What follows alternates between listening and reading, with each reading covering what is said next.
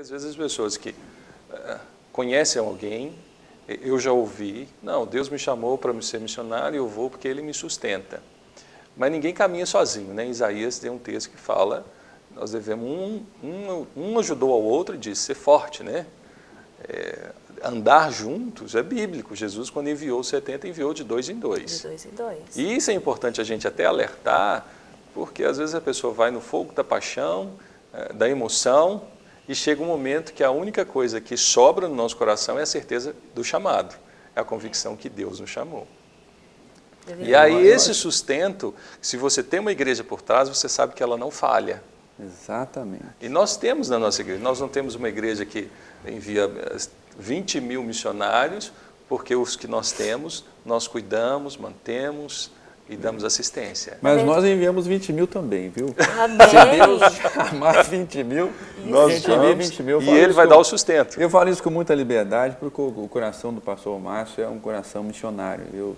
Todo Aliás, domingo, nós temos 53.944 missionários, né? E o sonho que Deus colocou no coração do pastor Márcio, quando ele envia o missionário domingo, ele fala assim, meus irmãos, eu queria ter essa experiência todo domingo. Não é? Então a gente vai chegar. É verdade. Mas é um privilégio muito grande, não é, Shalom, que a gente já tem de servir ao Senhor, de ter tantas pessoas preciosas no campo transcultural. Um privilégio muito grande. Missões é a tarefa da igreja. Né? Missões é nada mais do que a obediência à palavra do Senhor em proclamar o Evangelho de Cristo aos perdidos, às nações não alcançadas.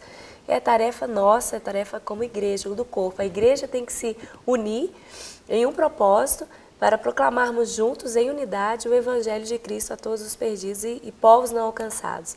Então, a igreja tem o papel de fazer missões, treinando, enviando seus missionários, sustentando seus missionários em oração e intercessão, porque eles precisam muito de cobertura espiritual nossa, e também com a participação das ofertas missionárias. A igreja tem o chamado para manter a obra missionária. Então, você que está aí na sua casa, que é um empresário, você que é uma dona de casa, pensa assim, poxa, eu queria tanto me envolver com missões, mas Deus não me chamou para isso. Você é um chamado de Deus, porque você é um cristão, você recebeu o amor de Jesus na sua vida, então você tem a responsabilidade de compartilhar esse amor de Deus às outras pessoas. Então, você pode ir pregar o Evangelho aos seus vizinhos, aos seus colegas de trabalho, aos seus...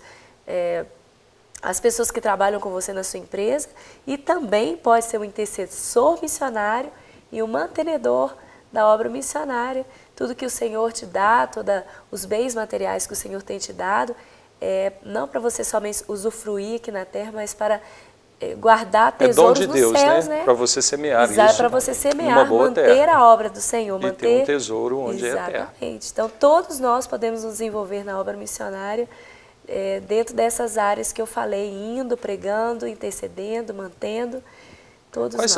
Como é que está, assim, hoje, para você, a gente percebe, eu sempre acompanhei algumas viagens, assim, de longe, eu tenho muito, a gente não pode, às vezes, falar as coisas que não acontecem, né, no sentido assim.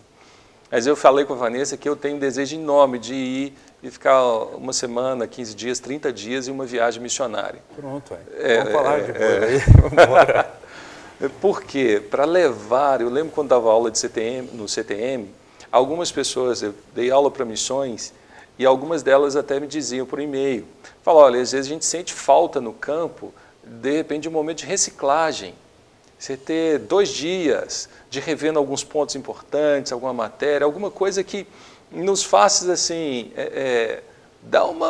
mexer com a nossa mente, porque convivendo 6 meses, 8 meses com aquele povo, você percebe que você acaba entrando no sofrimento deles, vivendo a dor deles, e de repente, se você não recicla, não renova a sua mente, de repente você pode se tornar e não sendo um influenciador. Isso pode acontecer, Roseli? Charles, com certeza pode. Uhum. Se você não tem aquele cuidado, né? Como a sua mente tem que estar sempre, a cada dia, renovando pela palavra, como diz Paulo. A cada dia tem que estar renovando, porque o meu caso mesmo, foram 4 anos, né? 4 anos onde você trabalha com evangelismo, com discipulado, com pregação, com ensino. Então, chega um tempo que você se desgasta. A mente começa a pedir um renovo, né? Começa a pedir aquilo que você necessita, porque você só pode dar aquilo que tem, Sim. né? Você só pode dar a vida quando você tem vida. E é essa vida que nós precisamos, de uma palavra, de um ensinamento, né? Como nós recebemos todos os dias, né? Pela internet, um discipulado, né? Uma devocional através do e-mail, recebemos uma palavra, uma ligação, né? Geralmente o pastor Gustavo nos liga, falamos com o pastor Emerson, com o pastor João. Então, tudo isso já passa a ser o quê? Uma reciclagem. Sim. Quando você está naquele dia que você não tem nada para dar, né? Está desgastado, você anda, tem que recorrer uma área ali, tem que recorrer outra ali. E aí acaba que quando você recebe uma ligação, uma palavra, né? Uma devocional por e-mail. Então, tudo isso começa o quê? A completar. É igual as equipes de curto prazo. A Lagoinha envia todo ano, né? Eles vão, fica 22 dias, 23 dias. Sim. Né? O pastor Joãozinho, ele foi com a equipe. O pastor Rodrigo Xavier também esteve lá esse ano com a gente por 22 dias. Então, tudo isso é um renovo na vida do missionário, né? Isso. Você vai encontrando com pessoas. Você motiva, né? É um estímulo a continuar. Eu estou com você, prossegue, né? Fica firme, diz assim, estou segurando as suas mãos. O crioulo diz assim, pega terço, bunambá e adiante. Sabia que Deus faça obra grande através de Buvida. Então, Deus vai fazer uma obra grande, você vai adiante, caminha, porque o alimento está vindo. E ninguém caminha sozinho. Porque ninguém caminha sozinho. Agora vamos pegar assim, um exemplo bíblico de Jonas, um exemplo de obra missionária. Jonas era um profeta menor no Antigo Testamento, e Jonas, Deus lhe deu uma tarefa. Olha, vai para uma cidade que eu quero que você anuncie que eu sou Deus e peça para aquele povo se arrepender dos pecados que eles têm cometidos. E Jonas era como se fosse hoje, estamos em Minas Gerais, era para Jonas ir para o Amazonas, ele foi para o Rio Grande do Sul. E Deus não permitiu, falou, Jonas, volta, porque eu quero que você vá para lá. E ele não queria, ele resistiu, mas até que ele entra dentro da barriga de um peixe ali, o peixe o cospe lá no Amazonas, vamos dizer assim. Pegou a carona no peixe de Deus, né? Pegou a carona no peixe de Deus. Jonas o fugitivo. A gente percebe, existe isso. De repente tem alguém em casa que até, vou mudar de canal porque eu sei que isso acontece comigo e eu não quero. Mas é comum as pessoas resistirem ao chamado. Eu, particularmente, creio que ele não dá conta. Chega um momento que ele se rende e mesmo às vezes ele vai com uma vontade, como Jonas pregou, com raiva para aquele povo. E o povo se converteu, ele ficou com mais raiva ainda e Deus o argumenta. É justo essa sua raiva, Jonas? A causa é maior a sua ou a minha? E aí ele se desmonta. Mas isso acontece? Eu acho que é o primeiro momento, não é, Roseni? Vem aquele choque, né? Poxa, eu queria ser médico, eu queria ser advogado, eu queria ser engenheiro. Vem aquele frio na barriga e tudo, e dá aquelas inquietações, né, que são naturais. Mas não esqueço de uma visita que eu fiz ao norte de Minas. Havia um trabalho missionário que a gente tinha numa cidadezinha, chamava Baixa Quente. Tínhamos lá 4.000 habitantes e 20 bares. E tínhamos lá 4.000 habitantes, 20 bares. 20 bares, é uma coisa assim, incrível. No Vale de Jequitinhonha. No Vale de Jequitinhonha, E lá, assim, uma situação e uma equipe missionária lá, entre missionários e alunos do CTM, e eu fui lá então fazer uma visita.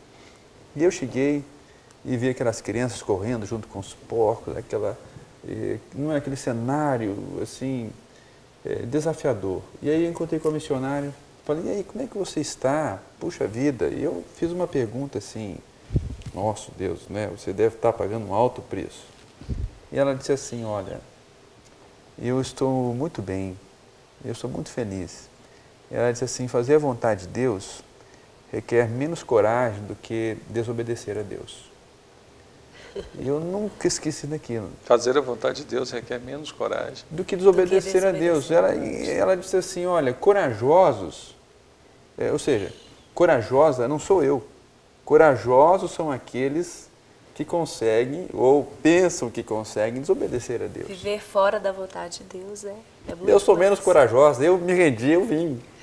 Porque aqui eu tô bem. Tem todo esse cenário aí, mas a graça de Deus está comigo.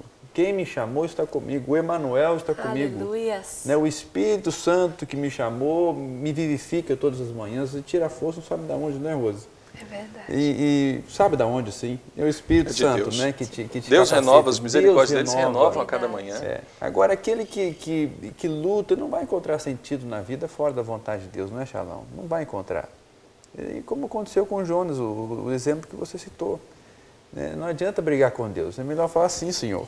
Vem para cá, né? Vem para cá. Deixa eu ir, Senhor. Deus Me é o sopra melhor onde lugar, você quer. O Espírito E Santo os é que pais, nos convence, Lília? né, do E chamado. os pais? Como a igreja lida com os pais? No sentido assim, tenho uma filha de 5 anos e tudo indica que a minha filha ela não vai ser muito caseira.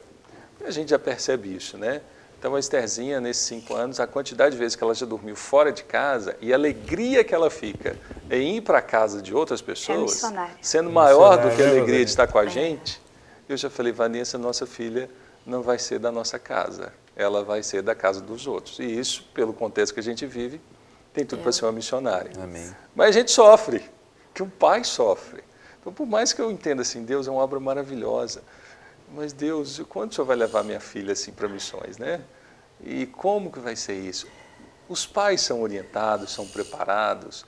Existem pais que rejeitam, que não aceitam. Eu treinei meu filho, paguei estudo, eu não quero que ele seja isso, eu quero que ele seja alguém, até dizem, importante na vida, não um missionáriozinho. Isso existe muito ainda, principalmente agora nesse tempo que nós estamos vivendo, num mundo tão materialista, onde o humanismo impera, muitas vezes acima de princípios, né, da palavra de Deus, mas alguns pais até, a gente conhece alguns pais até que retiram os filhos do seminário para voltarem à vida cotidiana, à vida de faculdade ou à vida de trabalho secular, porque não entendem que o filho tem um chamado específico para a obra missionária. Infelizmente, nós temos pais assim que não têm a sabedoria dada por Deus para educar os filhos dentro da vontade de Deus, como o próprio pastor João falou. Meu filho fazendo a vontade de Deus, ele vai estar mais seguro do que fora da vontade de Deus. Então, infelizmente, hoje existem muitos pais que impedem os filhos de cumprirem um chamado missionário, chamado ministerial, seja ele em missões transculturais ou igreja local, porque querem que os filhos vivam aquilo que eles sonharam em ser quando crianças ou jovens e não conseguiram alcançar. Então, eu sonhava ser uma médica, então eu quero que a minha filha seja médica e impõe isso sobre os seus filhos. E nós precisamos, como pais, eu também sou mãe, profetizarmos sobre os nossos filhos que eles serão usados pelo Senhor na área que Deus escolher usá-los. Então, lá em casa, como pais, nós falamos com os meninos, vocês são missionários do Senhor, seja qual for a profissão que vocês vão escolher para atuar, vocês vão levar a palavra do Senhor às nações da terra.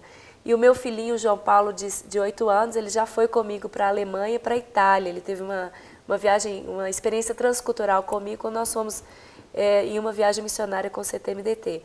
E uma das coisas que mais marcou a vida dele até hoje foi essa viagem. E ele pergunta para mim, mamãe, quando que nós vamos fazer de novo viagem missionária como aquela que a gente fez para a Alemanha e para a Itália? E ele lembra, ele tinha 2 anos e meio de idade, ele lembra perfeitamente dessa viagem. 2 anos? E para as crianças, para nós como pais, não tem coisa melhor em ver as nossas crianças se relacionando a essa causa. Isso, né? E se relacionando com outros povos, com outras culturas, aprendendo outras línguas. Agora mesmo nós voltamos de um tempo fora do país, onde nós fomos nos preparar mais e aprender mais o inglês. Os meus filhos voltaram falando inglês fluentemente. Vocês ficaram 1 ano? 1 ano fora.